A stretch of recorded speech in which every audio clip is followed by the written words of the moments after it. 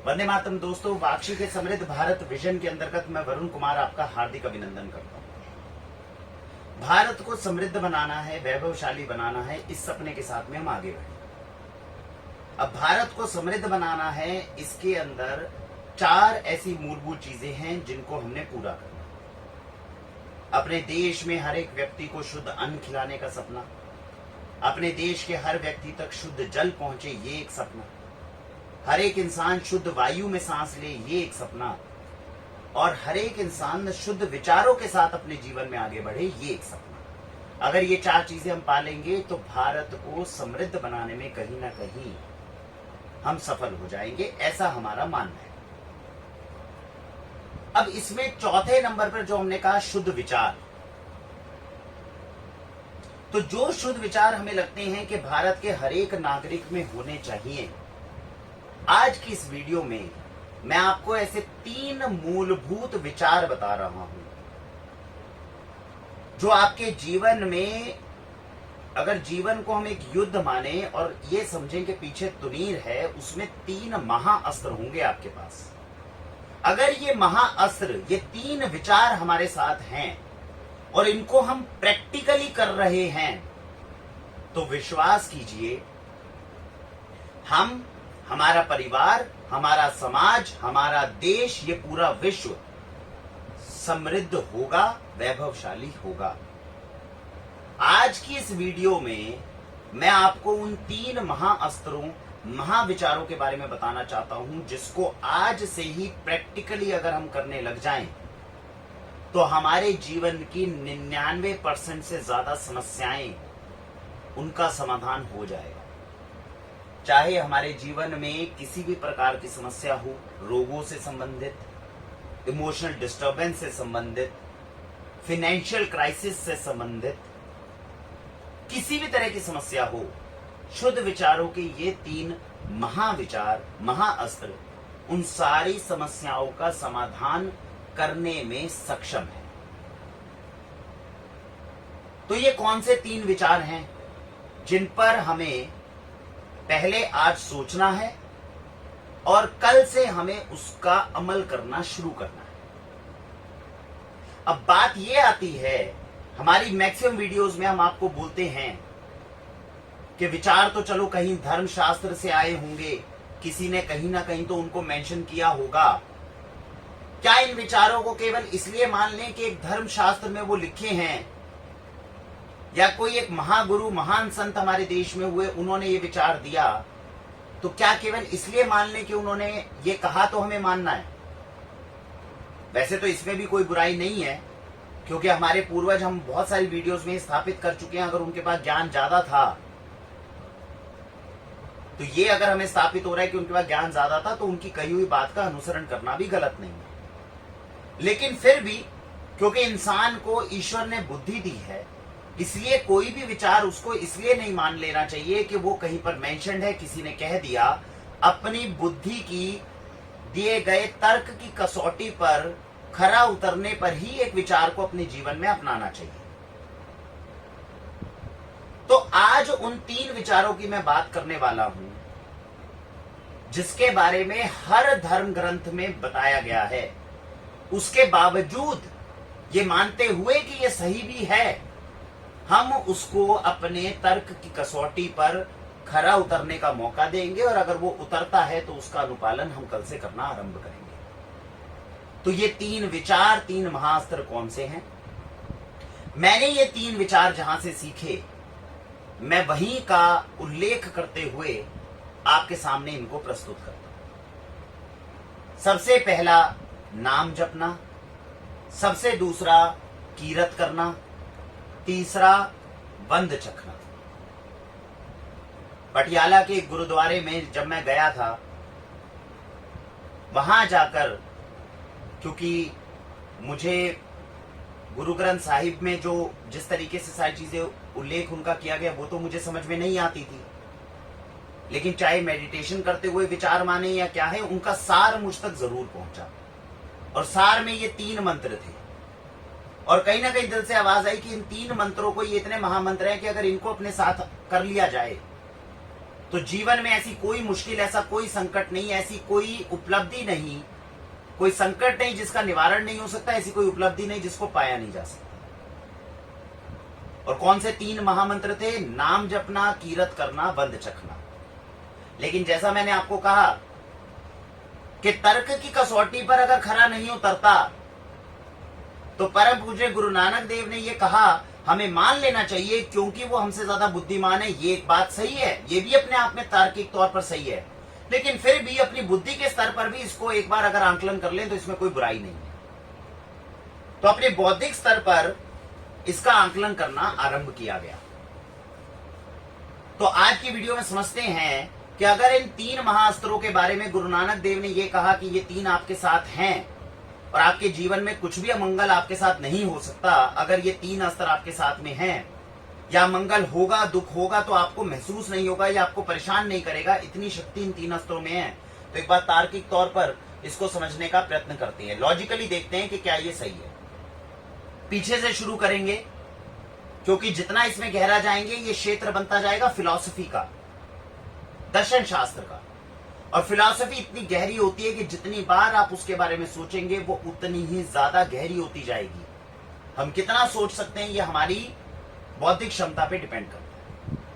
तो बंद चखना से शुरू करते हैं। बंद चखना में गुरु नानक देव ने ये कहा, और केवल गुरु नानक देव ने नहीं, चाहे बाइबल उठा लीजिए, चाहे कुरान उठा लीजिए, चाहे हमारे हिंदुओं के वेद पुराण उठा लीजिए, किसी भी धर्म के किसी भी भाषा में लिखे गए किसी भी धर्म ग्रंथ में महान संतों ने, महान गुरुओं ने एक बात कही, वो ये कि अपने जीवन में जो कुछ आप धन अर्जित कर रहे हो इसको हमेशा नेकी से ही अर्जित करने का प्रयत्न करना चाहिए।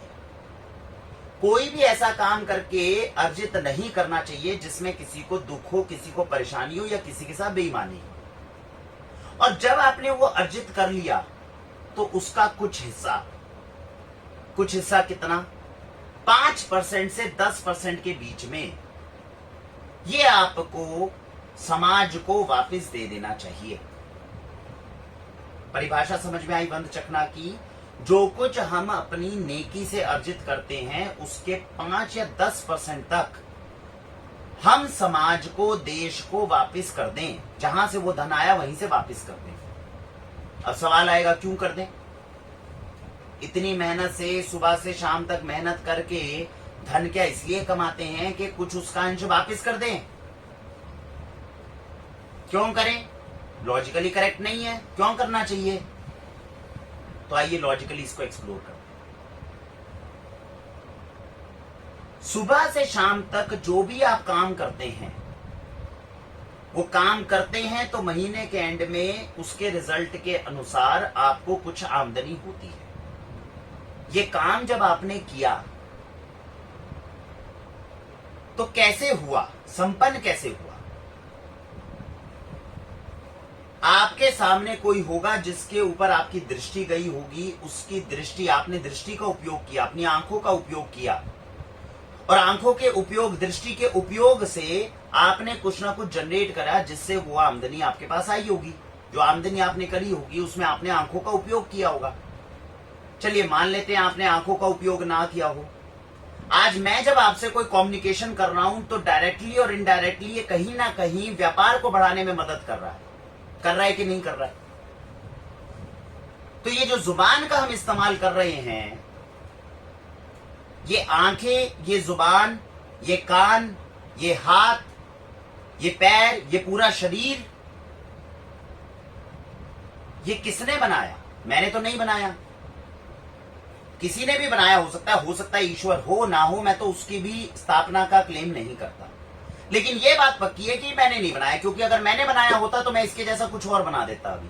तो मेरे पास में तो ये क्षमता नहीं है, लेकिन इसका इस्तेमाल जरूर हो रहा है हर रोज हमारी आमदनी अर्जित करने में। हो रहा है कि नहीं हो रहा है?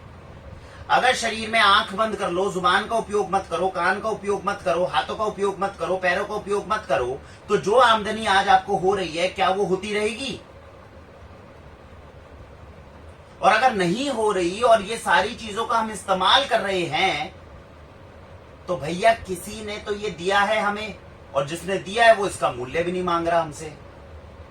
तो लॉजिकली क्या होता है, जब भी हम किसी सर्विस को इस्तेमाल करते हैं तो उसका कुछ ना कुछ मूल्य तो बनता है, और यह पक्का है कि मैं इसका इस्तेमाल भी कर रहा हूं और इसका मूल्य भी नहीं दे रहा, है कि नहीं? अगर कोई दे रहा हो तो बताओ। तो लॉजिकली यह है कि हम एक सर्विस का इस्तेमाल कर रहे हैं लेकिन उसका मूल्य नहीं दे रहे। अब यह प्रश्न हमारे सामने तो नहीं आया, हमारे सामने हजारों सालों से हमारे बड़े पूर्वजों के सामने आया। अब सोचकर देखिए, इस पूरी शरीर की मशीनरी में आप कितने का सामान इस्तेमाल कर रहे हो? इस शरीर के पुर्जे में, किसी एक पुर्जे के अंदर, मैं कहता हूं हार्ट के अंदर एक ब्लॉकेज हो गई केवल, अभी तो पूरा शरीर ठीक है, केवल इतने बड़े शरीर के एक आर्टरी में एक ब्लॉकेज हो गई। उस ब्लॉकेज को खुलवाने की कीमत कितनी होती है? 2 लाख, 3 लाख, 5 लाख। सोचिए, इतने बड़े शरीर में इतनी मशीनरी काम कर रही है। इस प्रकार की मशीनरी बनाने के लिए अगर किसी वैज्ञानिक को हमको कल को पैसा देना पड़े तो 5 करोड़, 10 करोड़, 15 करोड़ तो कम से कम मूल्य होगा या नहीं होगा? तो यानी इस शरीर का इस्तेमाल करके जो मैं महीने की आमदनी कर रहा हूं, इसमें जिसने ये शरीर बनाया उसके लिए कम से कम मुझे 5, 10, 15 करोड़ तो उसको देने चाहिए। समस्या उत्पन्न हो गई, इतनी तो तनख्वाह नहीं है जितने का इसका रेंट है, तो क्या करें? तो बड़े पूर्वजों ने क्या कहा, जो कुछ आप इसका मूल्य नहीं चुका सकते, तो जो कुछ आपने कमाया है उसका 5 से 10% आप जिसने ये मशीनरी बनाई हो उसके नाम पर वापस कर दो। अब किसे वापस करो? जिसने मशीनरी बनाई है उसको ढूंढ तो नहीं सकते, तो वापस किसे करें? तो उन्होंने कहा कि जो भी ऐसा इंसान हो जिसको आप ये धन वापस कर रहे हो और उससे उसका कल्याण हो जाए, उससे उसका दुख कम हो जाए, तो उसको वापस कर दो। इससे ज्यादा आपको सुनने की जरूरत नहीं। और वो प्राणी मात्र कोई भी हो सकता है पूरी सृष्टि में, आपके अलावा, आपके परिवार के अलावा, आपके घर से बाहर का कोई भी ऐसा प्राणी जो थोड़ा दुख सहन कर रहा हो और आपके उस मदद करने से उसका दुख थोड़ा कम हो जाए, तो समझो ये मशीनरी का जितना रेंट बनना चाहिए वो रेंट आपने दे दिया, ये 5 से 10% की कीमत हो जाएगी। तो मैं आपसे ये कहना चाह रहा हूं कि बंद चखना जो उन्होंने कहा, केवल हमें अनुसरण इसलिए नहीं करना चाहिए कि गुरु नानक देव ने कहा तार्किक क्षमता पर भी अगर उतारें तो उसके अनुसार भी जो कुछ हम व्यापार करते हैं, जब भी हम जॉब करते हैं, किसी भी तरह से आमदनी होती है, वो केवल इसलिए नहीं होती कि आपने मेहनत करी थी, वो इसलिए होती है कि समाज ने भी आपके ऊपर विश्वास किया था। और क्योंकि समाज ने आपके ऊपर विश्वास किया है, और ऐसी बहुत सारी चीजें हैं जिनको हम इस्तेमाल कर रहे हैं लेकिन उनका मूल्य नहीं दे रहे, उतना मूल्य शायद देने की हमारी कभी काबिलियत भी ना बन पाए, लेकिन अपनी आमदनी का 5 से 10% हम उनके नाम का अलग करके वापस समाज को दे दें, इतनी क्षमता हमारी है। इसीलिए बंद चखना करना गलत नहीं है। तो मेरे अनुसार उन सभी लोगों से मैं निवेदन करूंगा, ये 3 अस्त्रों में से तीसरा सबसे बड़ा अस्त्र है, इसको कल से आप करना शुरू कर दें। आपकी तनख्वाह 15,000 है, 10% बना 1,500, 5% बना 750, 750 से 1,500 के बीच में कुछ भी हर महीने में आपको एक ऐसी जगह देना है, और ये सोचकर नहीं देना कि ये दूंगा तो इससे मेरा भला होगा। आपको केवल ये सोचकर देना है कि जितने की सर्विसेज मैं इस्तेमाल कर रहा हूं फ्री में, कम से कम ये देने से उसका भार थोड़ा कम हो जाए। तो ये तीसरा महाअस्त्र आपका कामयाब होना शुरू हो जाएगा, और आपके जीवन में आने वाले जितने संकट हैं, समस्याएं हैं, ये ऑटोमेटिकली कम होने लग जाएगी, क्योंकि आप फ्री में ईश्वर की दी हुई, अगर ईश्वर है तो अच्छा, नहीं दे रहे तो जिसने ये सारी स्थापना करी है उसकी फ्री में सर्विसेज इस्तेमाल नहीं कर रहे, उसका कुछ ना कुछ टैक्स आप जरूर पे कर रहे हैं। ये तीसरा महाअस्त्र है जो हमारे तुनीर में होता है। दूसरा महाअस्त्र क्या है? दूसरा महाअस्त्र जो सभी धर्म ग्रंथों में दिया गया, गुरु नानक देव ने जो दिया, वो था कीरत करना। जो भी काम करें उसको पूरी मेहनत और पूरी ईमानदारी से करें, ऐसा उन्होंने कहा। क्या केवल इसलिए मान लेना चाहिए कि उन्होंने कहा? तर्क की कसौटी पर परखते हैं। अगर अपने काम को हम मेहनत और ईमानदारी से करते हैं तो ये तो हमारे लिए बहुत खुशी की और भले की बात है, ये तो बहुत आसान तरीका दे दिया। अगर हम कोई काम करते हैं और उसमें केवल 2 चीजें हमसे मांगी जा रही है, एक मेहनत और एक ईमानदारी, तो ये तो बहुत बढ़िया चीज हो गई। क्योंकि मेहनत और ईमानदारी करने में कोई पैसा खर्च होता ही नहीं। आप सुबह से शाम तक खाना खाते हैं, पानी पीते हैं, सारी सर्विसेज आप इस्तेमाल कर रहे हैं। आपसे केवल ये कहा जा रहा है कि जितनी मेहनत आप कर सको उतनी मेहनत से इस काम को करो, और जितनी ईमानदारी से कर सको उतनी ईमानदारी से करने का प्रयत्न करो। तो इसमें करने में कोई भी परेशानी है क्या? अब इसमें सवाल यह आ सकता है कि मेहनत और ईमानदारी की भी जरूरत नहीं है। आप क्या कोई भी एक ऐसा उदाहरण, ऐसा रोल मॉडल स्थापित कर सकते हैं जिस इंसान ने बिना मेहनत और बिना ईमानदारी के जीवन में सफलता पा ली? एक ऐसा रोल मॉडल जिसको लाखों लोग, करोड़ों लोग उसके जैसा बनना चाहते हो, लेकिन अपने जीवन में उसने मेहनत और ईमानदारी के बिना यह कार्य कर लिया। अगर ऐसा कोई है तो नीचे कमेंट सेक्शन पे आप जरूर दें। तो ये बात तो बहुत पक्की है कि मेहनत और ईमानदारी, और लॉजिकल तरीका इसका बिल्कुल सिंपल है। दोबारा एग्जांपल लेके देखते हैं। आप जॉब करते हैं, बिजनेस करते हैं, कुछ भी करते हैं, आप मेहनत और ईमानदारी से, लेटर से आप जॉब कर रहे हैं और आप ईमानदारी से काम कर रहे हैं। अब ईमानदारी और मेहनत की परिभाषा को पहले समझ लें कि क्या होती है परिभाषा। एक बहुत बड़ा प्रश्न आता है जो मेहनत में आता है कि भैया अगर मेहनत करने से ही सफलता मिलती होती, जीवन में अगर समृद्ध बन सकता इंसान, वैभवशाली बन सकता, तो एक रिक्शा वाला क्यों नहीं बन जाता? ये तो बहुत बड़ा प्रश्न है। अगर मेहनत करने से ही सब कुछ, क्योंकि वो तो सुबह से शाम तक रिक्शा चलाता है, तो वो क्यों नहीं सफल हो जाता? वो क्यों नहीं समृद्धि पा लेता? वो क्यों नहीं वैभवशाली हो जाता? रिक्शा वाला सुबह से शाम तक मेहनत करता ही नहीं है। क्यों नहीं करता? अगर आप उसकी सुबह से शाम तक की पूरी एक लाइफस्टाइल को जब देखेंगे तो आपको मालूम पड़ेगा मेहनत का अर्थ क्या होता है। केवल पैरों को और हाथों को चलाना, शरीर दिया है, बुद्धि दी है, दिमाग दिया है, सब कुछ दिया ईश्वर ने। तो केवल अगर मेहनत हम पैरों और हाथों की कर रहे हैं तो क्या इसे पूर्णतः मेहनत बोल देंगे? मेहनत केवल तब कही जाएगी जब बुद्धि से, हाथ से, पैरों से, सारी अपने शरीर के हर एक उस सोर्स का इस्तेमाल हम करेंगे उस कार्य को करने में जिस कार्य में हम लगे हुए। और इसका सही जो अर्थ आता है वो आता है एंगेजमेंट। मेहनत का मतलब दिन रात किसी कार्य को करने में पसीना बहाना नहीं होता।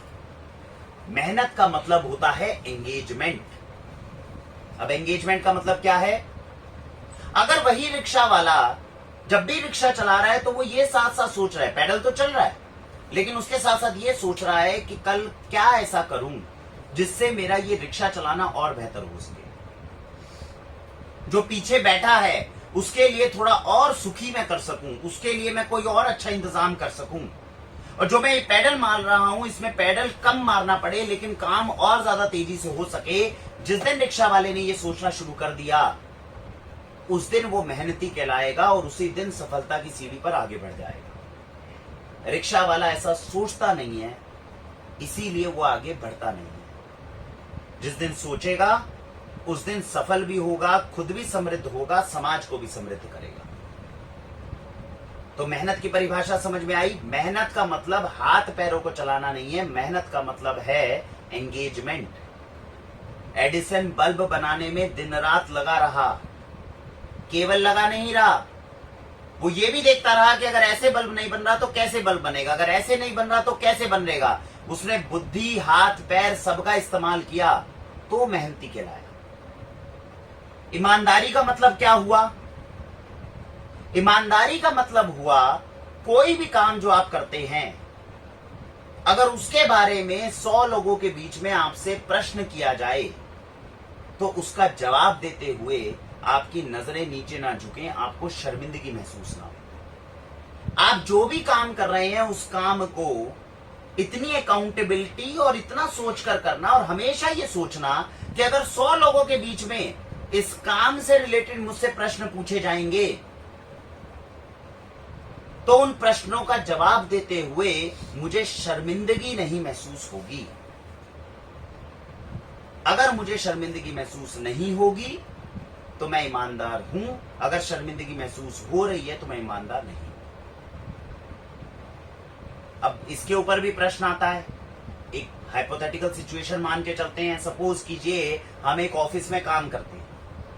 अब वो सरकारी दफ्तर है, आजकल तो चलो सरकारी दफ्तर थोड़े सुधर रहे हैं, 20 साल पहले का उदाहरण ले लेंगे, करप्शन चल रही है भयंकर, सरकारी दफ्तर है और सब जगह पर करप्शन लेने के बाद में, रिश्वत लेने के बाद ही काम होता है। और आपने आज गुरु नानक देव का दिया हुआ ये मंत्र पकड़ लिया कि भैया ईमानदारी से काम करना है।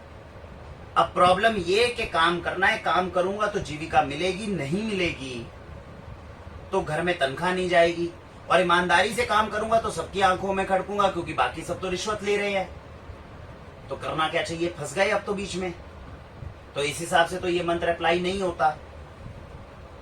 तो इस मंत्र को हल्का सा आप मॉडिफाई इतना कर दीजिए, मैंने जो पहले कहा, जितनी मेहनत और जितनी ईमानदारी से मैं कर सकता हूं उतना मैं करने का प्रयत्न करूंगा। जितनी ईमानदारी का मतलब क्या? दुनिया ने घूस ली, दुनिया ने रिश्वत ली, जब मेरी टेबल पर रिश्वत आई तो मैंने हाथ जोड़कर कहा कि मैं ये रिश्वत नहीं चाहता, आप ये वापस लेकर जा सकते हैं। चाहे इतना करना मेरे हाथ में था, अगर मेरे हाथ में था तो मैं इसे जरूर करूंगा। दूसरा, मान लो मेरे हाथ में भी नहीं था, मैंने जैसे ही वापस करी किसी और ने और धमकी दे दी और सारे के सारे ऑफिसेस इस वक्त करप्टेड हैं, तो क्या करूं? अगर मजबूरन मुझे वो रिश्वत लेनी भी पड़ी तो उस कमाई का अंश अपने घर में नहीं लगाऊंगा, जाकर कहीं ना कहीं चैरिटी कर दूंगा, किसी गरीब का उसके पैसे से भला कर दूंगा। ये तो मैं कर सकता हूं। अगर मैं ये भी कर पाता हूं तो बेईमान नहीं कहलाऊंगा। जो मैं कर सकता हूं उसको करने का मैं प्रयत्न करूं। मेहनत और ईमानदारी के संदर्भ में इट इज नेवर एब्सोल्यूट, लेकिन जो कुछ मैं कर सकता था वो मैंने किया या नहीं किया, इसके ऊपर सारी चीजें निर्भर करती हैं। अगर जो कुछ, जितनी मेहनत और जितनी ईमानदारी से मैं काम कर सकता हूं, दोनों की परिभाषा मैंने आपको बताई है, जितनी एंगेजमेंट से मैं काम कर सकता हूं, जरूरी नहीं मैं आज ही बल्ब बना दूंगा, लेकिन जितना प्रयास मैं बल्ब बनाने का कर सकता हूं उतना अगर मैं कर रहा हूं, और जितनी ईमानदारी से अपना प्रयत्न कर सकता हूं उतनी ईमानदारी से कर रहा हूं, तो आपका ये दिया गया दूसरा अस्त्र जो है ये अपने आप स्ट्रेंथन और स्ट्रांग होता जाएगा। आपके जीवन में, तुनीर में, ये दूसरा अस्त्र भी स्ट्रांग हो जाएगा, और ये दूसरा महाविचार है।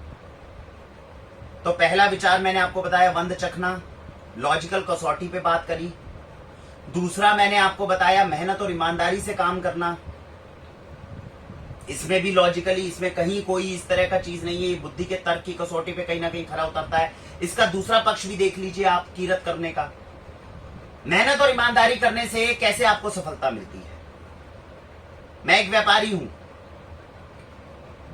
मेरे स्टोर में जब कोई उपभोक्ता आता है और अगर उसे ये पता है ये इंसान जितनी ईमानदारी से काम कर सकता है उतनी ईमानदारी से करने का प्रयत्न कर रहा है, तो भले ही मैं अपने काम में परफेक्ट ना हूं, लेकिन वो उपभोक्ता किसी और के पास जाने की भी कोशिश नहीं करेगा, सोचेगा नहीं, क्योंकि बड़ी सिंपल सी कॉमन सेंस है कि मुझे ये पता है कि ये इंसान दूसरों से ज्यादा ईमानदारी की कोशिश कर रहा है, ये इंसान दूसरों से ज्यादा मेहनत करने की कोशिश कर रहा है।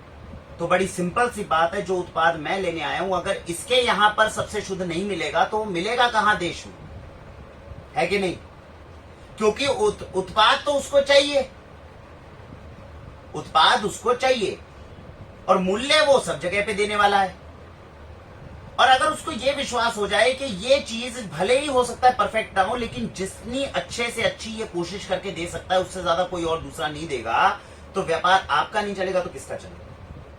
तो सिंपल लॉजिक है कि मेहनत और ईमानदारी के इस अस्त्र को जिस दिन हम तुनीर में डाल लेंगे उस दिन हमारा, हमारे परिवार का भी कल्याण और समाज और देश का भी कल्याण होगा ही होगा। तो कीरत करना, कीरत करने में एक और अंश है, हालांकि ये ऑटोमेटिकली आपके पास आएगा, क्योंकि जो इंसान वंद चखना कर रहा है, जो अपने अंश की थोड़ी सी कमाई का हिस्सा समाज को वापस कर रहा है, वो समाज से अलग नहीं हो सकता, और इसीलिए वो कभी भी विकास के दर पर आगे बढ़े, वो समाज और देश को पीछे छोड़कर आगे नहीं बढ़ेगा। वो हमेशा ये सोचेगा मैं, मेरा परिवार, मेरा समाज और मेरा देश भी मेरा है, तो मैं कोई काम ऐसा ना करूं जिससे मेरे और मेरे परिवार में तो समृद्धि आए लेकिन मेरा समाज और देश पीछे छूट जाए। इतना लगाव उसको समाज और देश से होगा अगर बंद चखना का तीसरा बाण उसका स्ट्रॉन्ग कर रहा है वो। नहीं तो कीरत करने का तीसरा अंश यही है, मेहनत और ईमानदारी से काम करना, लेकिन काम वही करना जिसमें केवल खुद का भला ना हो, समाज और देश का भी भला हो।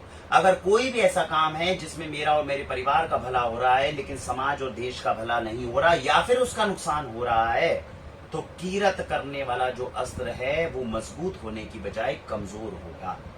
और आपके ये 3 अस्त्र मजबूत होने बहुत आवश्यक हैं। तो पहला अस्त्र महाविचार में कौन सा बताया? वंद चखना। दूसरा बताया कीरत करना। तीसरा सबसे महत्वपूर्ण नाम जपना।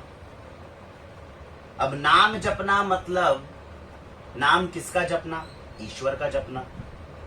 अब ईश्वर का नाम जपना तो 2 महत्वपूर्ण प्रश्न। पहले यह स्थापित हो जाए कि ईश्वर है या नहीं है। अगर मैं ये मानता हूं कि ईश्वर नहीं है, मैं उसके अस्तित्व को नहीं मानता, तो क्या मैं गुनहगार हूं? अगर मैं ईश्वर के अस्तित्व को नहीं मानता हूं तो मैं क्या गुनहगार हूं? कीरत करना और वंद चखना में तो समझ में आया, अगर हम नहीं करते हैं तो कहीं ना कहीं हम गुनहगार हैं, क्योंकि उससे सामाजिक व्यवस्था बिगड़ जाएगी। अगर हम वंद चखना में पैसा कमा तो रहे हैं लेकिन समाज और देश को वापस नहीं कर रहे, तो हिपोक्रेट कहलाएंगे, क्योंकि हम एक ऐसी सर्विस यूज कर रहे हैं जिसके लिए हम टैक्स नहीं पे कर रहे या उसका जो मूल्य बनता है वो नहीं दे रहे। तो कहीं ना कहीं आपकी आंखें शर्मिंदा होने वाली है हम लोगों की। और कीरत करना में मेहनत और ईमानदारी से काम नहीं करेंगे तो ये बात पक्का सफलता नहीं हासिल होने वाली। जीविका चल सकती है लेकिन सफलता हासिल नहीं होगी। जो उद्देश्य धरती पर हम लेकर आए वो सफल नहीं होगा अगर मेहनत और ईमानदारी से काम नहीं करेंगे। ऐसे ही आए हैं, जीकर हम चले जाएंगे। हजारों लाखों लोग आते हैं चले जाते हैं, उसमें कोई बुराई भी नहीं है। लेकिन अगर आप सफलता का सपना देख रहे हैं तो मेहनत और ईमानदारी को साथ में लेना जरूरी है। तो 2 तो तर्क की कसौटी पे सही उतर गए। अब बात आती है ईश्वर के अस्तित्व को मानना। मैं अगर ईश्वर के अस्तित्व को नहीं मानता हूं तो क्या मैं गुनहगार हूं? भगत सिंह हमारे रोल मॉडल हैं। उन्होंने बोला कि मैं ईश्वर के अस्तित्व को नहीं मानता, मैं नास्तिक हूं। तो क्या वो गुनहगार है? हमारे लिए तो पूजनीय, हम तो उनकी पूजा करते हैं। उन्होंने कभी ईश्वर की पूजा नहीं करी लेकिन हम उनकी पूजा करते हैं। तो भाई ऐसा कैसे हो गया? ऐसे बहुत सारे लोग हैं। स्टीफन हॉकिंग बहुत बड़े वैज्ञानिक हुए दुनिया में, उन्होंने कहा मैं ईश्वर के अस्तित्व को नहीं मानता, लेकिन फिर भी कई लोगों के रोल मॉडल बने। तो यानी कि ईश्वर के अस्तित्व को अगर हम नहीं मानते हैं और नाम जपना नहीं भी करते हैं तो कोई बहुत बड़ा गुनाह नहीं है। ये तीसरा अस्त्र जो आपके तुनीर में है, अगर आप इसको नहीं करोगे तो गुनाह नहीं है। लेकिन अगर हम ये कर लेते हैं, ऐसे बहुत सारे लोग हैं जिन्होंने इसको किया और उनको सफलता ज्यादा हासिल हुई। कौन कौन है? रामकृष्ण परमहंस, स्वामी विवेकानंद जी के गुरु। अगर इतिहास पढ़ेंगे तो आपको पता चलेगा नाम जपने के अंदर जो उपलब्धि उन्होंने पाई वो शायद किसी और ने कभी पाई नहीं, शायद पूरे इतिहास में किसी के हाथ में नहीं है। तो ऐसे बहुत सारे लोग हैं जो नाम जपना के करने के बाद में सफल हुए। ऐसे भी लोग हैं जो नाम बिना जपे भी सफल हुए। तो इसीलिए नाम जपने वाले बाण के लिए, उसको स्ट्रेंथन करने के लिए सबसे पहली बात क्या है कि अगर आपने कीरत करना और वंद चखना कर लिया तो आप नाम जपो या ना जपो, इससे इतना अंतर नहीं आने वाला। लेकिन कीरत करना और वंद चखना बहुत आसान हो जाता है उन लोगों के लिए जो नाम जपना कर लेते हैं। उन लोगों के लिए ये बहुत कठिन हो जाता है जो नाम नहीं जपते। अब इसको प्रैक्टिकली कैसे करके देखें। बाकी 2 चीजें तो प्रूव हो गई, वंद चखना और कीरत करना। तो कल से आपको करना क्या है? क्योंकि अभी क्या थ्योरी तो हो गई, प्रैक्टिकली अपन को पता होना चाहिए हम कितने पानी में। Because we never want to be a hypocrite, है कि नहीं? तो वंद चखना में क्या है, इस महीने की जो सैलरी आने वाली है 30 तारीख को, अगर लॉजिकली तर्क आपके पास में स्थापित हो गया है तो जब 30 तारीख के बाद 1 तारीख 2 तारीख को जो भी सैलरी आएगी, तो कोशिश करके याद रखना पहले 6 महीने सबसे कठिन होने वाले हैं। ये 6 महीने छूटेंगे जरूर, नहीं हो पाएंगे। अब ये ईश्वर की रचा माया मानो ना मानो कुछ भी मानो, क्योंकि तर्क की कसौटी पे प्रूव किया है, तो पहले 6 महीने सबसे कठिन होने वाले हैं। तो जो कुछ हमने कमाया है उसका 5 से 10% के बीच में 5% ही शुरू कर लो आप, लेकिन आपने देना है लगातार 6 महीने। और अगर बीच में चूक गए तो फिर शिकायत मत रखिएगा कि जीवन में हम समृद्ध क्यों नहीं हो पा रहे, सफल क्यों नहीं हो पा रहे, कामयाब क्यों नहीं हो पा रहे। ये बात आप टाई अप कर लीजिए। खुद के मन से सबसे प्रॉमिस कर लीजिए कि भैया 6 महीने तो मैं लगातार करूंगा ही करूंगा। 6 महीने बाद फिर दोबारा बैठूंगा और सोचूंगा तर्क की कसौटी पे कि करना है आगे कि नहीं करना। 6 महीने तो लगातार डोट मार लो। तो ये हर महीने की 1 तारीख से 5 तारीख के बीच में जब आपकी तनख्वाह आती है तब आपको ये करना है। तो ये तो प्रैक्टिकली अगर आपने करा तो तीसरा तीर मजबूत हो रहा है, और नहीं तो नहीं हो रहा। इसके बाद अगर आपने करने लग गए फिर जो भी मांगोगे वो मिलेगा, ये बात मान के चलिएगा, क्योंकि बुद्धि उतनी ही ज्यादा अच्छी होती जाती है, चिंता ना करें। और दूसरा कीरत करना, आप इसको कैसे समझोगे? क्योंकि आज अगर मैं आपको बोलूं और आपको अगर सामने बिठाऊं और पूछूं कि हाँ भैया 10 में से नंबर दो, आप कितने मेहनती हो, तो विश्वास कीजिए आप बोलोगे 9। अगर नहीं है तो विश्वास करो, अपने घर के अंदर अपने परिवार में अपने भाई बहन को बिठाओ, अपने माता पिता को बिठाओ, उनके पास लेकर जाओ और उनसे बोलो कि पिताजी 10 में से नंबर दीजिए खुद को। मेहनत में आप खुद को कितने नंबर दोगे 10 में से? तो विश्वास करना वो बोलेंगे 9 या 8 नंबर दे दूंगा भैया। ईमानदारी में भी उनसे यही प्रश्न करिए कि अच्छा चलिए ईमानदारी में माने तो आप कितने नंबर दोगे? विश्वास मत करो 10 में से 9 या 8 दोगे। इनफैक्ट यही प्रश्न जब वो आपसे करेंगे आप भी खुद को ऐसे ही नंबर दोगे, और आज खुद अकेले में बैठोगे तब भी खुद को यही नंबर दोगे, 9 या 8 तक पहुंचोगे।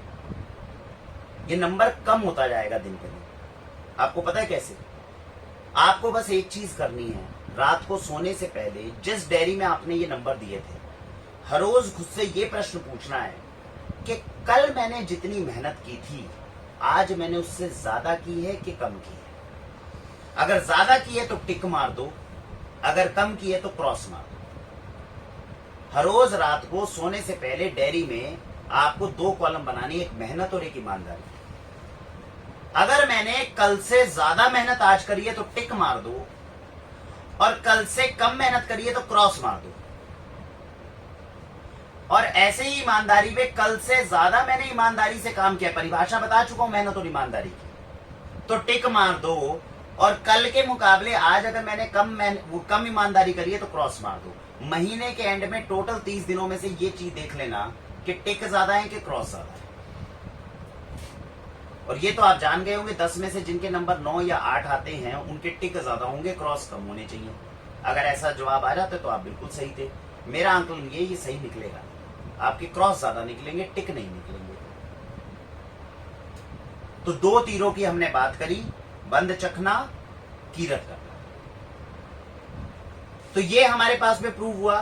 थ्योरी के साथ में याद रखना, इस दुनिया में 99% लोग ज्ञान को पाने की इच्छा रखते हैं, ज्ञान पा भी लेते हैं, लेकिन जब प्रैक्टिकल करने का समय आता है तो फेल हो जाते हैं। एग्जाम्पल देता हूं, आईआईटी का एग्जाम। कभी आईआईटी का एग्जाम अगर देने जाते हैं जो इंजीनियरिंग के बाद होता है, या मेडिकल का ही एग्जाम मान लीजिए, बहुत मुश्किल माना जाता था हमारे समय में। एक चीज मुझे हमेशा अचंभे में डालती थी, वो ये कि जब मैं उनसे पूछता था कि भैया सिलेबस क्या आएगा, इसमें पढ़ाई कौन सी करनी है 12th के बाद, तो उन्होंने वो ये नहीं बोलते थे 12th तक की पढ़ाई आएगी आपकी, वो ये कहते थे 10th तक की पढ़ाई आएगी आपकी। और हम बड़े खुश हो जाते थे, अरे भैया आईआईटी का एग्जाम देना, मेडिकल का एग्जाम देना, पढ़ाई हमारी 10th तक की आने वाली है। एमबीए का एग्जाम, सॉरी, जब कैट का एग्जाम देने गए, मेडिकल और उसका एग्जाम्पल मैंने कल दे दिया, जब कैट का एग्जाम देने गए थे एमबीए का, तो जब उनसे पूछा कि भैया सिलेबस क्या रहने वाला है, तो उन्होंने कहा 10th तक का आएगा। तो हम बड़े खुश हुए, हमने कहा हमने तो 12th भी पार कर लिया है, 10th तक का तो वैसे ही क्लियर कर लेंगे। और जब प्रश्न आए पेपर के अंदर, तो भाई सिलेबस तो 10th का है, लेकिन प्रश्न इतने मुश्किल हैं कि उनका सवाल का जवाब नहीं निकल रहा। यानी पेपर सिंपल बना है, लेकिन क्योंकि हर एक चीज जो हमने 10th तक लर्न करी थी उसको प्रैक्टिकली हमने अप्लाई नहीं करा, इसीलिए उसके आंसर्स निकालने में भी परेशानी हुई। ऐसे ही बंद चखना और कीरत करना, कॉन्सेप्ट तो बड़ा सिंपल है। चाहे आप तर्क की कसौटी पे इसको आंकलन करो, नेवर बी अ हिपोक्रेट, वो नहीं होना बस। 99% चांस है वी आर हिपोक्रेट्स। जब हम फंसने लगते हैं तो हम मुद्दे को छोड़ देते हैं, किताब बंद करके भग जाते हैं। अगर हम ये नहीं कर रहे हैं तो तर्क की कसौटी पर ये दोनों सही निकलेंगे, और अगर सही निकल रहे हैं तो हमें करने चाहिए। अब समस्या सबसे बड़ी ये है कि ये करने चाहिए, ये प्रूव भी हो जाएगा, उसके बाद में भी आप कर नहीं पाओगे, क्योंकि वहीं पे और यहीं पर जो सिंप्लिसिटी को कर जाता है वो कैट का एग्जाम क्लियर कर जाता है, जो नहीं कर पाता वो नहीं कर पाता। ये जीवन की विडंबना है, लेकिन पूरे जीवन का सारा सच जो है इन 3 बाणों के अंदर छुपा हुआ है। तो इसको प्रैक्टिकली कैसे करना है ये मैंने आपके साथ साझा करा। और इसको हमने कल से करना आरंभ करना है। मुझे लगता है इससे जीवन में बहुत बड़ा बदलाव आएगा और राष्ट्र को समृद्ध बनाने में बहुत मददगार साबित होगा। अब तीसरे बाण पे आते हैं। पहले मैंने प्रूव कर दिया है, केवल जो लोग दो चीजों को अभी तक नहीं कर रहे थे, कीरत करना और वंद चखना, वीडियो यहीं पर बंद कर देंगे और केवल इन दोनों बाणों को स्ट्रॉन्ग करने का प्रयत्न करेंगे, क्योंकि इससे आगे का क्षेत्र फिलॉसफी का क्षेत्र आएगा और जैसा मैंने कहा वो सिर में दर्द कर देगा, फायदा नहीं है। तो इसीलिए हमने आपको फ्रीडम दी, आप नाम जपो या ना जपो, इससे कीरत करने और वंद चखने का कोई लेना देना नहीं है। अगर आप कर सको तो बहुत बढ़िया, अगर आपको तर्क की कसौटी पे खरा उतरने के बाद भी नाम वो कीरत करना और वंद चखना ना हो पाए तो समझ लेना मुझे आज से एक ही काम करना है और वो है नाम जपना। तो जिस दिन नाम जपने लग जाओगे, एक तरह से ये टिकट का काम करेगा। ये टिकट जाने के बाद में सारा काम जो है वो अपने आप शुरू हो जाएगा। तो नाम जपना उन लोगों के लिए बेहद आवश्यक है जो कीरत करना और वंद चखना जान तो चुके हैं कि जरूरी है और सही है, लेकिन कर नहीं पा रहे। और अगर कर नहीं पा रहे तो जबरदस्ती खुद को कब तक फोर्स करोगे? तो शुरुआत करनी चाहिए नाम जपने से, क्योंकि नाम जपने से ही आपको कीरत करना और वंद चखने की तरफ आप आगे बढ़ पाओगे। अब नाम जपने के लिए हम शुरू करते हैं अपना फिलॉसफी की बात। तो जिनको अभी तक समस्या का समाधान होना था वो समस्या का समाधान समझ के आउट हो सकते हैं। नाम जपने के ऊपर अपना हम समझते हैं। नाम जपना, तो किसका नाम जपना? ईश्वर का नाम जपना। अब इसमें सबसे पहले यह स्थापित करना ईश्वर है या नहीं है। और जैसा हमने अभी बताया कि दोनों के ही तर्क बड़े स्ट्रांग है, क्योंकि रोल मॉडल तो हमारे भगत सिंह भी हैं और रोल मॉडल रामकृष्ण परमहंस भी बन सकते हैं। एक ये कहते हैं कि ईश्वर को मैंने प्रत्यक्ष देखा है, एक ये कहते हैं जिन्होंने ईश्वर के होने को स्थापित कर दिया प्रैक्टिकल टर्म्स में। अगर रामकृष्ण परमहंस की पूरी बायोग्राफी आप पढ़ेंगे, स्वामी रामकृष्ण परमहंस की, और उन्हीं के अनुयायी जो उनके शिष्य हुए स्वामी विवेकानंद रोल मॉडल हैं, अगर इनसे पूछा जाए तो ये कहेंगे ईश्वर है और तर्क की कसौटी पर भी प्रूव करेंगे कि ईश्वर है। लेकिन इधर भगत सिंह कहते हैं कि ईश्वर नहीं है। तो दोनों ही अपनी जगह सही हैं और वो मैंने आपको शुरुआत में बता भी दिया। लेकिन चलिए अपनी तर्क की कसौटी पर हम थोड़ा परखने का प्रयत्न करते हैं कि ईश्वर है या नहीं है। तो पहली बात हम ये स्थापित करें कि ईश्वर है या नहीं है, क्योंकि नाम किसका जपना है? ईश्वर का जपना है। तो पहले ये पता हो ईश्वर है या नहीं है। और अगर है तो नाम नहीं जपेंगे तो कौन सी आफत आ जाएगी, नाम जप लेंगे तो पता नहीं ऐसा क्या हो जाएगा।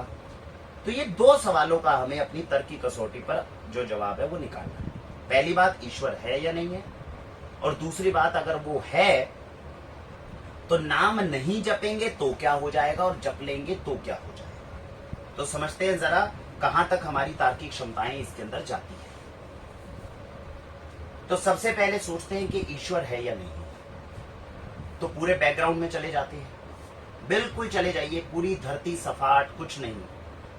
तो बिल्कुल जब शुरुआत में चले जाएंगे तो यहां पर सबसे पहले क्या था, इस पर दर्शन तो बहुत सारे आते हैं, फिलॉसफी तो बहुत सारे लोगों ने दी है और हर किसी का अपना तर्क है। मुख्य तौर पर दो तर्क है। पाश्चात्य संस्कृति में कुछ लोगों ने पूरी पाश्चात्य वेस्टर्न फिलॉसफी पूरी ये नहीं कहती कि ईश्वर नहीं है, इसका भी अपना जवाब है। वेस्टर्न फिलॉसफी जो एक वर्ड है गॉड, ये भारत के लोगों ने तो नहीं दिया।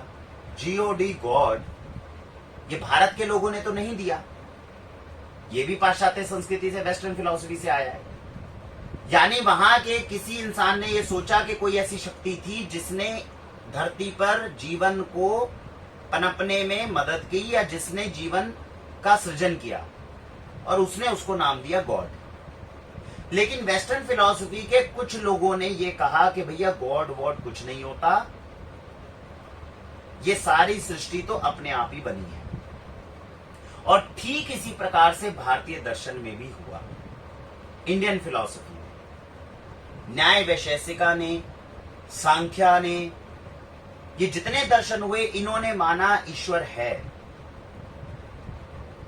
लेकिन हमारे देश में दार्शनिक हुए चारुवाक जिन्होंने कहा ईश्वर नहीं है। तो मुख्य तौर पर अगर हम विभाजन करते हैं तो दो तरह की फिलॉसफी आई, उनमें आगे जाके डिफरेंसेस आए, एक अलग बात है। लेकिन मुख्य प्रश्न ये था कि ईश्वर है या ईश्वर नहीं है। पहले सोचते हैं उन लोगों की बात जिन्होंने कहा ईश्वर नहीं है, यानी चारुवाक ने और वेस्टर्न फिलॉसफी में उन लोगों ने जिन्होंने कहा ईश्वर कोई नहीं है। तो उन्होंने क्या कहा? इसमें वेस्टर्न फिलॉसफी की जो दिए गए तर्क हैं वो आती है बिग बैंग थ्योरी। ये सब कुछ केवल हाइड्रोजन हीलियम का एक गैस का बवंडर था, एक दिन फटा, फटने के बाद में एक एक्सप्लोजन हुआ, एक्सप्लोजन होने के बाद में यूनिवर्स बना और उसके अंदर वो ठंडा होता गया, कूल होता गया, तो धीरे धीरे उसमें पानी आया, पानी आने के बाद एक्वेटिक लाइफ आई, एक्वेटिक के बाद में एम्फीबियंस आए, वहां से पक्षी आ गए, पक्षी आने के बाद में आपके मैमल्स आ गए और धीरे धीरे करते इंसान इवोल्यूशन हुआ। तो ये सबसे पहले 50% ऑफ वेस्टर्न फिलोसोफर्स का इस तरह का मानना आप समझ लीजिए। और उन्होंने कहा ईश्वर कुछ नहीं, it was just an accident, कि ये हो गया। कुछ प्रश्न आए इनके प्रति। अब वो प्रश्न क्या है? पहला प्रश्न, भैया हाइड्रोजन एंड हीलियम के एक्सप्लोजन से आपने बोला बिग बैंग थ्योरी हुई और उससे ये इवोल्यूशन हो गया। आज तो इंसान संपन्न है, कौन सा ऐसा टेम्परेचर, कौन सा ऐसा प्रेशर, कौन सी ऐसी धरती की धातु, ऐसी कौन सी चीज है जो हमारे पास में ना हो? तो क्या एक सिंपल एक्सपेरिमेंट करके हम जीवन का निर्माण नहीं कर सकते? उस समय पे भी आपने कहा हाइड्रोजन हीलियम रहा होगा, एक्सट्रीम टेम्परेचर रहा होगा, प्रेशर हुआ होगा, सर्कमस्टेंसेस बने होंगे। आर्टिफिशियली अगर आज उन्हीं सर्कमस्टेंसेस को हम बना दें तो कम से कम जीवन का एनारोबिक बैक्टीरिया सही, एरोबिक बैक्टीरिया ही सही, उसको हम केवल हाइड्रोजन हीलियम से निर्माण करने में सक्षम है क्या? अगर हम सक्षम हो जाते हैं तो इनकी बात तर्क की कसौटी पे बिल्कुल सही उतर जाएगी कि हाँ, ईश्वर नहीं है, ये सब कुछ एक्सीडेंटली हो सकता है। लेकिन जहां तक मेरी बौद्धिक क्षमता है, मैंने अभी तक नहीं पढ़ा कि ये करने में हम कामयाब हुए। यानी बिग बैंग थ्योरी जो कही गई वो एक हाइपोथेसिस है, उसको पूर्ण सच मान लेना कहीं ना कहीं तर्क की कसौटी पर सही नहीं। तो हाइड्रोजन हीलियम की बिग बैंग थ्योरी से हमने बताया कि तर्क की कसौटी पर कहीं ना कहीं इसमें कमी है। दूसरी बात, हम तो भारत में हैं। जब आप समुद्र पर जाते हैं और जो लोग ईश्वर के अस्तित्व को मानते हैं कि भैया ईश्वर है, उनके लिए एक बहुत बड़ा एडवांटेज पॉइंट है कि वहां पर पत्थर जो है मंदिर में तैर रहे हैं, जो पानी के अंदर है वो तैर रहे हैं। वैज्ञानिक क्यों नहीं प्रूव कर पाते कि वो क्यों तैर रहे हैं? आज भी ऐसे बहुत से पर्वत है जहां पर ज्वाला चल रही है, हजारों करोड़ों सालों से चल रही है। वैज्ञानिक ये नहीं ढूंढ पा रहे कि ये ज्वाला जो जल रही है ये क्यों जल रही है, इसके नीचे कोई गैस का अंबार है, अगर है तो उसका सोर्स क्या है, और क्या ये खत्म होगा कि नहीं होगा, होगा तो कब होगा, नहीं तो इसको जबरदस्ती खत्म किया जा सकता है क्या? इसके बारे में कोई प्रमाण नहीं है। आज भी जगन्नाथ मंदिर के ऊपर जो हवा चलती है उससे विपरीत हवा में ध्वज जो है वो क्यों लहराता है, इसके बारे में किसी को प्रमाण नहीं पता। तो अगर वो सभी दार्शनिक फिलोसोफर्स जो ये कहते हैं ईश्वर का अस्तित्व नहीं है, तो उनके पास इन चीजों का भी जवाब होना चाहिए। और जब तक उनके पास इनका जवाब नहीं आता तब तक उनकी हाइपोथेसिस, ये मान लेना वो सभी लोग जो ईश्वर के अस्तित्व में विश्वास करते हैं वो बेवकूफ हैं, ये उनका तर्क गलत हो जाएगा। तो ये भी एक सही चीज नहीं है। और तीसरी चीज, आज हम जब आपसे बात कर रहे हैं तो एक कमरे में बैठे हुए हैं, ये कमरे का एक सिस्टम है, परफेक्ट तो ये भी नहीं है, परफेक्शन तो यहां पर भी नहीं है। तो यहां पर लेकिन दीवार है, पंखा है, हम किसी ना किसी तरह वार्तालाप आपस में कर पा रहे हैं। तो यानी there is a system that is following. System वहीं पर काम करेगा जहां पर बनाने वाले ने कुछ दिमाग लगाया होगा। हो सकता है वो परफेक्ट ना हो, क्योंकि ये भी परफेक्शन नहीं है, लेकिन एक सिस्टम यहां पर दिखता है। जहां पर सिस्टम दिखता है वहां पर कोई ना कोई बनाने वाला होता है। वहां पर एक्सीडेंटली, अगर मैं ये मानकर चलूं कि ये कमरा जो है ये ऐसे ही बन गया एक्सीडेंटली, तो कहीं ना कहीं तर्क की कसौटी पर गलत हो जाएगा। इसको किसी ना किसी ने किसी ना किसी तरह से सोचकर ही बनाया है, तभी ये सिस्टमैटिक चल पा रहा है। एक्सीडेंटली इतनी बड़ी धरती बन गई, इतने सब प्राणी बन गए, इतने सारे जीव बन गए, पूरा का पूरा सिस्टम जो है वो साइकिल का बन गया। तर्क की कसौटी पर कहीं ना कहीं यहां पर भी वो फेल होते हैं कि सिस्टम जहां पर इतना बड़ा होता है, क्या ऐसा हो सकता है कि वो एक्सीडेंटली हो जाए? और अगर वो ये कहते हैं कि ये सारा सिस्टम मनुष्य ने बनाया, तो ऐसा नहीं, क्योंकि मनुष्य ने जब सिस्टम को संभाला तो सिस्टम बिगड़ता ही जा रहा है। उससे पहले सिस्टम हजारों सालों से ज्यादा अच्छा चला है। मनुष्य ने तो जितनी चीजें अपने हाथ में ली हैं, उससे सिस्टम बिगड़ने की तरफ आया है, भलाई की संभलने की तरफ आया। ये भी अब प्रूव होने लग गया।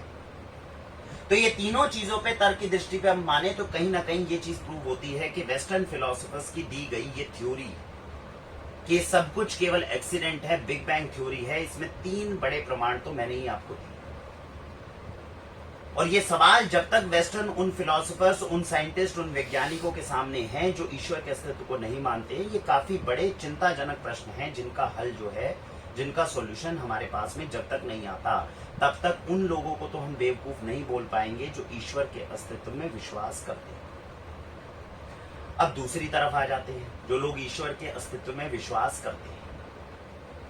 अब उन्होंने ये बोला कि भैया ईश्वर जो है वो है, और क्योंकि ईश्वर है तो उसने इस सृष्टि की रचना की है।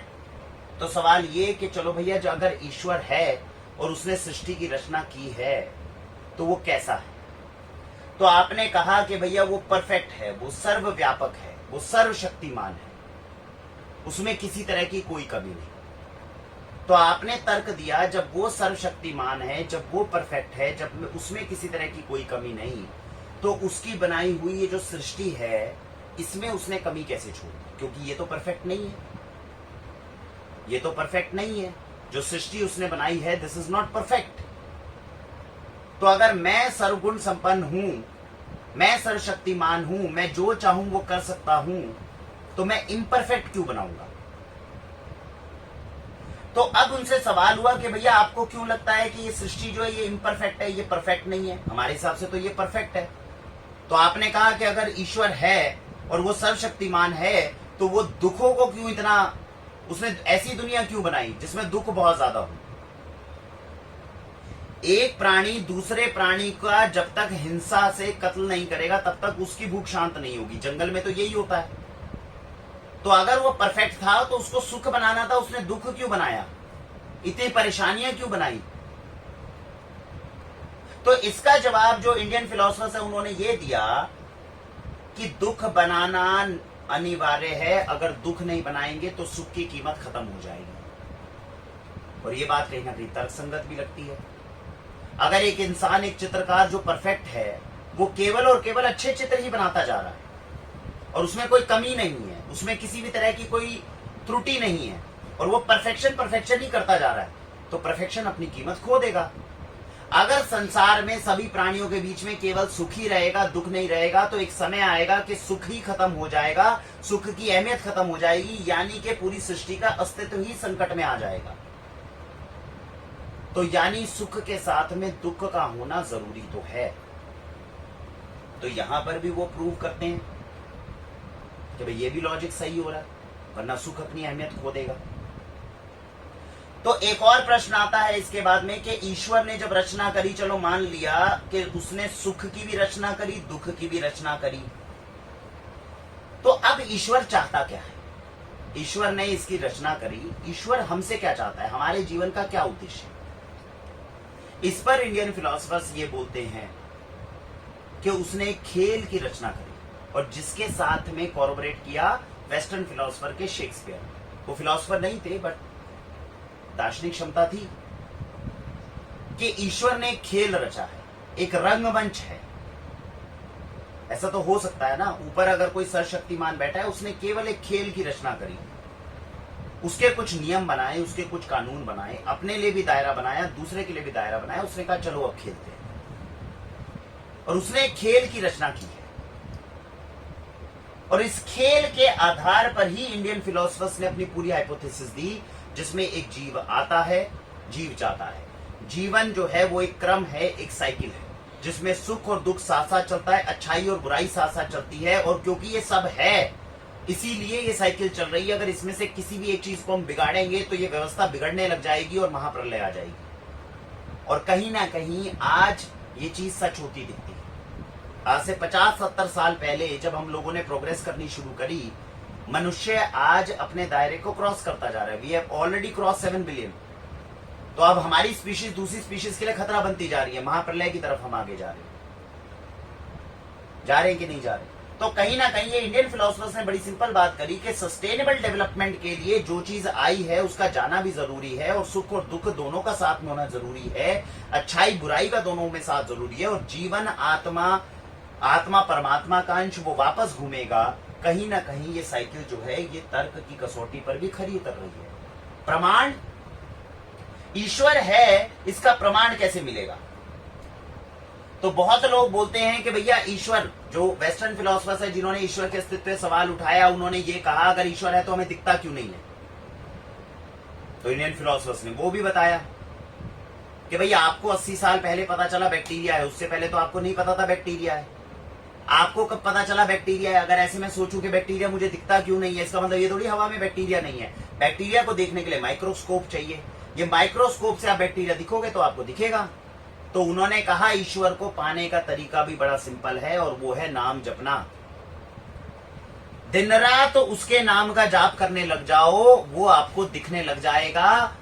स्वामी विवेकानंद जी के जो गुरु श्री रामकृष्ण परमहंस से जब उन्होंने प्रश्न किया कि क्या आप ईश्वर को देख सकते हैं, उन्होंने यही कहा, हाँ मैं ईश्वर को देख सकता हूं। उन्होंने कहा क्या आप मुझे दिखा सकते हैं? उन्होंने कहा हाँ मैं तुम्हें दिखा सकता हूं। कहते दिखाने का तरीका क्या है? उन्होंने कहा नाम जप। जो जो मैं करता जा रहा हूं वो तुम करते जाओ, ईश्वर तुम्हें भी दिखेगा। और इतिहास में ऐसे हजारों करोड़ लोग हैं जो नाम जपते जा रहे हैं तो वो ईश्वर को देखते जा रहे हैं। ऐसा इंसान आपको मिल सकता है जो रोज मंदिर जा रहा हो लेकिन मंदिर से आने के बाद बोल देता हो कि ईश्वर नहीं है, लेकिन ऐसे लोग आपको बहुत कम मिलेंगे, या शायद मिलेंगे नहीं, मुझे अपने जीवन में नहीं मिले, जो दिन रात प्रभु के नाम का जाप कर रहे हो, उसको 6 महीने 1 साल 1.5 साल का समय हो गया हो, और वो आपको ये बोल दे ईश्वर नहीं। यानी ईश्वर अगर है तो उसको माइक्रोस्कोप से देखने का, पहचानने का, अनुभव करने का तरीका है नाम जपना। तर्क की कसौटी पर मैंने आपको प्रूव किया है कि वेस्टर्न फिलोसफर्स की ये फिलॉसफी कि ईश्वर का अस्तित्व नहीं है, कहीं ना कहीं कमजोर है, और उन लोगों की फिलॉसफी जो ये मानते हैं कि ईश्वर का अस्तित्व है, कहीं ना कहीं उनके मुकाबले स्ट्रांग है। फिर भी मैंने आपको ये बोला कि अगर अभी भी आपको डाउट है, हो सकता है आपकी तार्किक क्षमता मुझसे ज्यादा हो और आपको लगता हो कि ईश्वर नहीं है, तो ईश्वर के नाम का जाप करना जरूरी भी नहीं है, बाकी 2 अस्त्रों का करना जरूरी है। तो कीरत करना और वंद चखना करते रहिए। अगर वो करने में परेशानी आती है तो नाम जप लीजिए, क्योंकि नाम जपने के अंदर जो तर्क की कसौटी पर हमने प्रूव किया है वो इंडियन फिलोसफर्स की, भारतीय दार्शनिकों ने जो थ्योरी दी है, हाइपोथेसिस दी है, ये कहीं ज्यादा स्ट्रांग है वेस्टर्न फिलोसफर्स की फिलॉसफी में, जो ये प्रूव करती है कि ईश्वर का अस्तित्व नहीं है। और ऐसे हजारों लोगों, लाखों आपको प्रमाण मिल जाएंगे जिसके अंदर आपको ये चीज ज्यादा प्रूव होगी कि ईश्वर है। पहचानने का, जानने का एक ही तरीका है, वो है नाम जपना। और इसके साथ साथ उत्तम विचार के अंदर एक चीज है जो प्रैक्टिकली मैं मानकर चलता हूं, और मैं आपसे भी अनुरोध करूंगा, दिन की शुरुआत हमेशा अर्जुन के समान करिए। अर्जुन हर दिन महाभारत के युद्ध में जब जाता था तो 10,000 की, 10 करोड़ की नारायणी सेना उसने नहीं मांगी थी, उसने केवल केशव को माना था रथ पर। आप हर दिन, हर सुबह एक धर्म युद्ध के लिए बाहर निकलते हैं, एक ऐसे रथ का आह्वान करें जिस पर स्वयं केशव बैठे, और ये बात पक्की है कि आपके तुनीर में अगर ये 3 अस्त्र हैं तो उस रथ को स्वयं केशव चलाएंगे, और जिसका रथ केशव चला रहे हो उसका मार्ग करोड़ों लोगों की, करोड़ों कौरवों की सेना भी नहीं रोक पाएगी। तो 3 अस्त्र मैंने आपसे आह्वान किया। सबसे पहले बंद चखना, दूसरा कीरत करना, पहला नाम जपना, तीसरा दूसरा पहला उल्टी दृष्टि से, जिसमें 2 तो सबसे महत्वपूर्ण है, कीरत करना और बंद चखना। नाम जप लेंगे तो तीनों अस्त्र मजबूत हो जाएंगे। और नाम जपने का भी सरल तरीका, ईश्वर को जिस रूप में मानते हो, भगवान शिव के रूप में मानते हो ओम नमः शिवाय, भगवान कृष्ण के रूप में मानते हो ओम नमो भगवते वासुदेवाय, अल्लाह के रूप में मानते हो तो बिस्मिल्लाह रहमान निर्रहीम। और जीसस के रूप में मानते हो तो उनकी उपासना उसी के अनुसार। अल्लाह को, ईश्वर को जिस रूप में मानते हो, केवल दिन रात उसका नाम जपना है। धर्म ग्रंथों में बात को अलग अलग भाषाओं में अलग अलग तरीकों से जरूर कहा गया हो, सार सबका एक है। और जिसने इस सार को समझ लिया उसका रथ विजय की ओर बढ़ेगा ही बढ़ेगा, क्योंकि उस रथ पर स्वयं केशव हैं। तो ये 3 महाअस्त्रों को जितना मजबूत हो सके कर कर चलिए और फिर आगे बढ़िए। जीवन में हमारे परिवार के, हमारे समाज के, हमारे देश में केवल समृद्धि आएगी, केवल राष्ट्र वैभवशाली होगा। और याद रखिएगा, आज 2020 है, अगर मेरा आकलन सही है 2030 में भारत विश्व गुरु बनने वाला है और हमारे देश का हर एक बच्चा पूरी दुनिया का नेतृत्व करने के काबिल बन रहा होगा। पूरी दुनिया को वो मार्ग दिखा रहा होगा जिस मार्ग पर चलकर समृद्धि और वैभव पाया जाता है। तो आज अपने बच्चों को तैयार करिए ताकि 10 साल 15 साल बाद पूरे विश्व का नेतृत्व करने की क्षमता उनके अंदर आ सके। आप सभी अपने जीवन में जैविक पद्धति अपनाएं, अच्छा स्वास्थ्य पाएं। Go organic, go healthy with वाक्षी। वंदे मातरम।